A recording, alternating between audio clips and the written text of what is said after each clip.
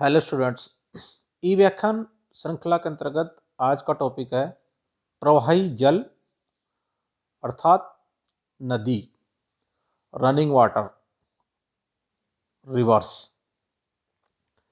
वर्षा का जो जल धरातल पर किसी न किसी रूप में बहता है उसे बाही जल अर्थात रन ऑफ कहते हैं।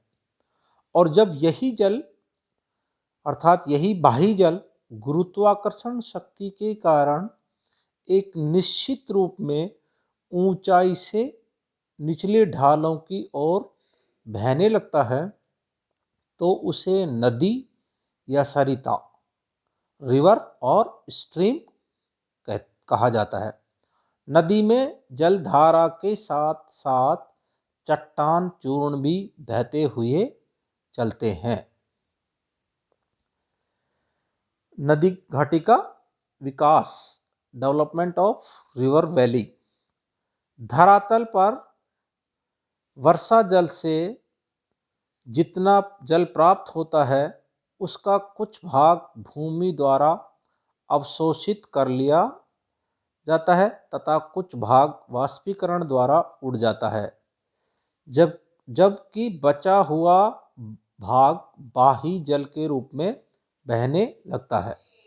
जब धरातल पर जरा भी असमता आ जाती है तो यही बाही जल शुद्र सरिता अर्थात रिल्स बन जाता है और धीरे धीरे ये शुद्र सरिताएं ही विकसित होकर क्रमिक रूप से नाले, उसके बाद छोटी नदियाँ, उसके बाद कंदराएं और अंत में कंदराओं से ही नदी घाटियों का रूप धारण कर लेती हैं।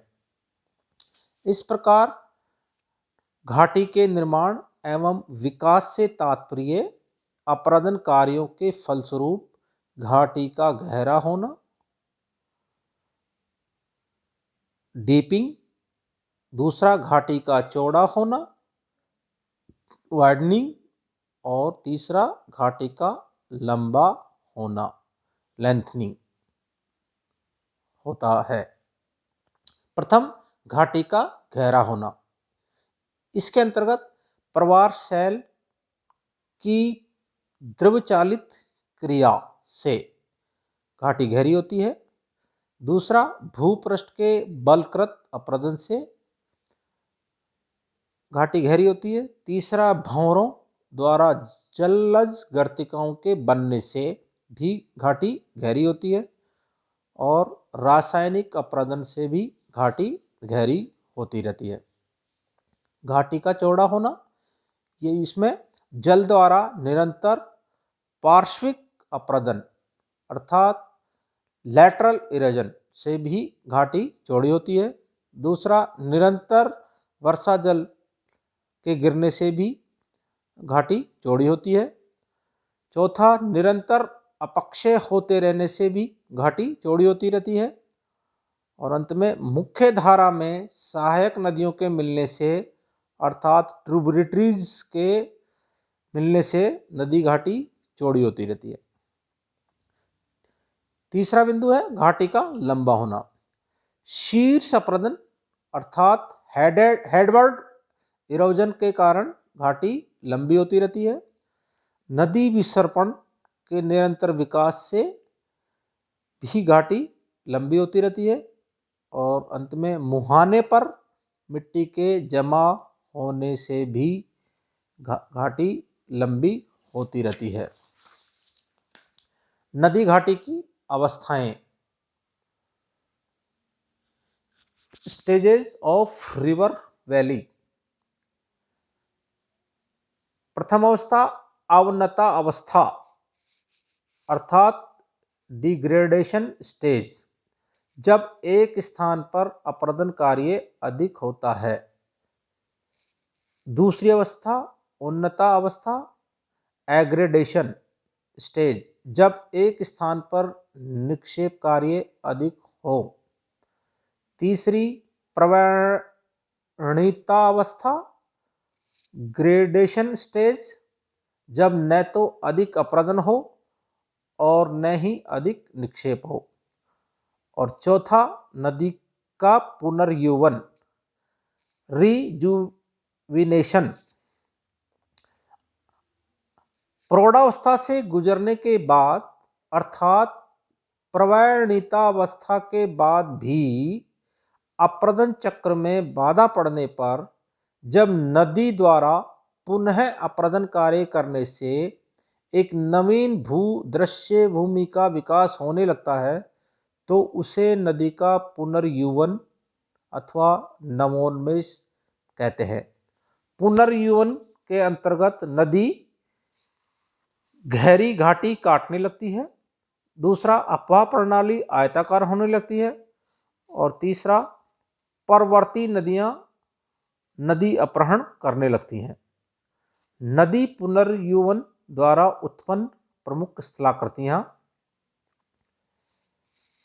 निक पॉइंट्स, दूतल्ले वाली घाटी, वैली इन वैली, तीसरा उत्थित संप्राय मैदान, अपलिफ्टेड पैनी प्लेन्स, नेक्स्ट नदी वेदिकाएं, रिवर टेरेसेस, और पांचवा अधिकर्तित विसर्पण, इंसीज्ड मियंडर्स। नदी घाटियों का आनुवंशिक वर्गीकरण, genetic classification of reverse. Powell द्वारा वर्णित तथा डेविस द्वारा विकसित आनुवंशिक वर्गीकरण निम्न प्रकार है। फर्स्ट, अनुवर्ती घाटियां, कॉन्सिक्वेंट वैलीज। जब नदी घाटी का विकास भूमिगत संरचना में उत्थान के अनुकूल अर्थात उत्तर की ओर होता है और तलछट निक्षेप के पश्चात भी उसके ढाल में कोई परिवर्तन नहीं होता है तो उसे अनुवर्ती घाटियां कहते हैं। ये घाटियां तीन प्रकार की होती है, परवर्ती घाटी, प्रत्यनुवर्ती घाटी और आक्रमणवर्ती घाटी। दूसरा, उत्तक्षेप विमुख घाटियां, इनकॉन्सिक्वेंट वैलीज। जब नदी घाटी का विकास भूमिगत संरचना और तलछट निक्षेप से निर्मित ढाल के विरुद्ध भूतल के ऊपर उठने की क्रिया के फलस्वरूप होता है तो उसे उत्तक्षेप विमुख घाटी अथवा अनुवर्ती घाटी कहते हैं। उत्तक्षेप विमुख घाटियां भी दो प्रकार की होती हैं, पूर्ववर्ती एंटीसीडेंट वैली और दूसरी अध्यारोपित घाटी सुपरइम्पोज्ड वैली।